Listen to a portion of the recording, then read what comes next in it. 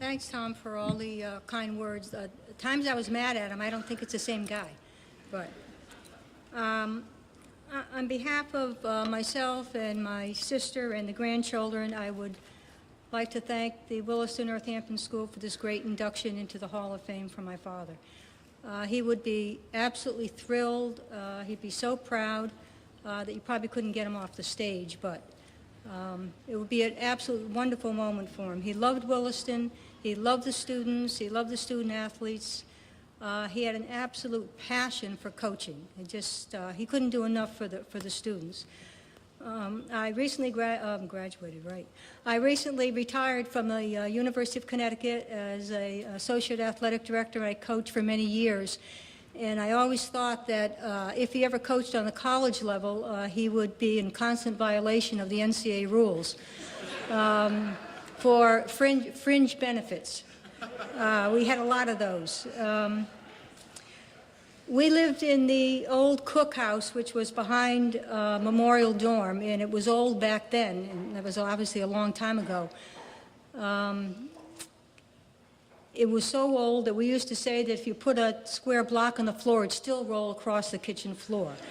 It had angles, but nothing was a right angle.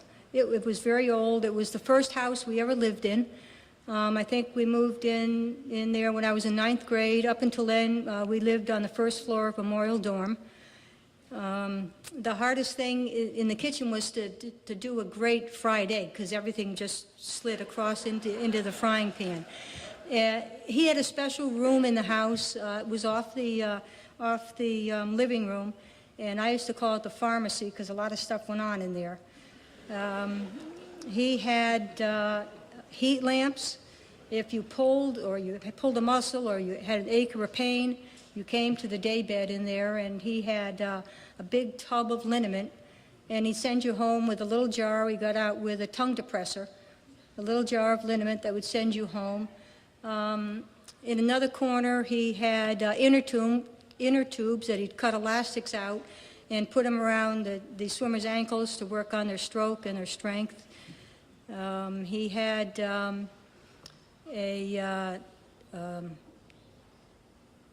movie camera that he would had a lot of loop films, and that he would show strokes and swimming and for the divers. He had every book that was ever published in swimming and diving, and everything was underlined. And Tom was right. I don't think he did know how to swim. I used to kid him that he bought the book so it could teach him how to swim. And he used to always tell the swimmers that he had heart trouble, and he couldn't be thrown in even at big meets. And if you're 15 and 16, I don't think you're going to tell the coach that you couldn't do that. He also had two of the ugliest gym bags you ever want to see, and he had everything in the world in it. He had stopwatches with shoelace for lanyards. He had clipboards. He had starting guns. He had diving scorecards. Each swimmer had a little notebook. It was the old spiral notebook, Williston notebook, with a seal on the front that had all their splits on it and all their times. I thought it would be a nice gift if I could give him a new bag. So I did wrap up a bag. It was Christmas. I gave it to him. He smiled. He was thrilled, and he thanked me for a nice bag to put his practice golf balls in.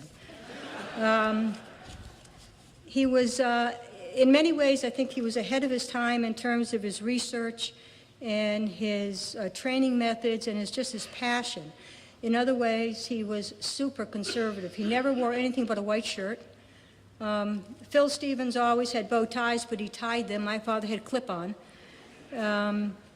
He was I did buy him a yellow button-down Oxford shirt. I was really proud of it, and he did wear it once because I think I gave it to him. But it never died of a frayed collar, believe me. And I think as young people, as you get older, your parents get smarter, and eventually he was very smart. He got smarter and smarter, and as later on we could talk about what a privilege it was to go to private school. I went to Northampton School for Girls. I was a day student. I certainly was not happy every day with the structure. The headmistresses, Miss Whitaker, Miss Bement, scared me to death.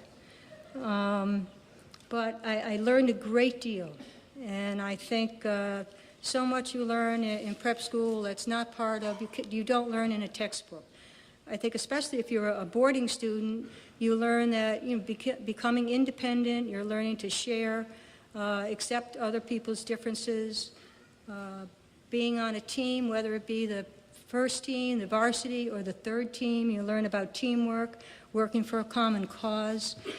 I think you start to develop, as I said, independence, you start to gain self-confidence, and I think all these attributes you take with you, you move on to another stage in your life and eventually become a contributing member of your community. And every time I read the bulletin, the Williston Northampton School Bulletin, I know that this place is really dedicated to its mission and is preparing young people for the future. And is very optimistic for this school. And again, I thank, if my father were here, he would thank you from the bottom of his heart, as I do today. Thank you very much.